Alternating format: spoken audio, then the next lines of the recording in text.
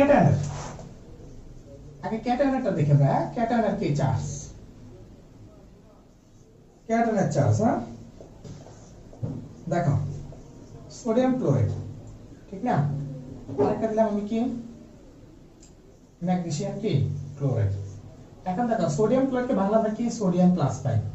আর chlorine ঠিক না আবার এটাকে বাংলা কি ম্যাগনেসিয়াম কি 2 প্লাস পাই আর কি 2 ক্লোরাইড পাই এখন দেখো NN এর কি NN মৌলটা কি একই তাহলে NN এর মৌলটা একই হওয়া মানে কি তার চার্জ একই এবং কি তার আকার একই যদি মৌল একই হয় তার মানে কি তার চার্জ একই আকার একই দেখো এখানে -1 এখানে -1 তো চার্জ সমান তাহলে এখন কি ক্লোরিন ধরো এই ক্লোরিন আকার যায় ক্লোরিন কি আকারটা তার মানে NN এর চার্জ প্লাস কি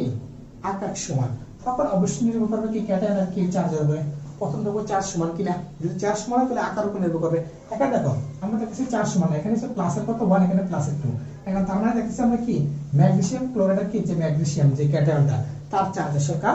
বেশি এখন তাহলে যে সকল যৌগের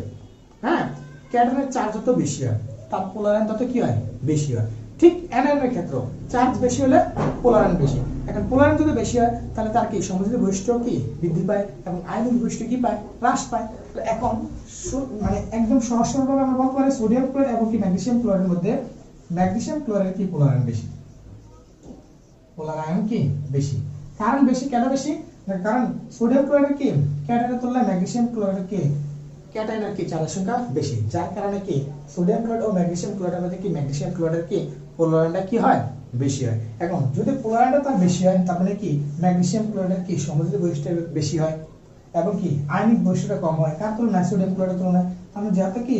ম্যাগনেসিয়াম ক্লোরাইডের কি আয়নিক বৈশিষ্ট্যটা কি কম হয় তার মানে সে কি পানিতে ম্যাগনেসিয়াম ক্লোরাইডটা সোডিয়াম ক্লোরাইডের তুলনায় কি পানিতে কম দ্রবণীয় হয় এবং কি গলনাঙ্ক স্পন্দন কম হয় এবং কি বিদ্যুৎ সুপরিহিততা কি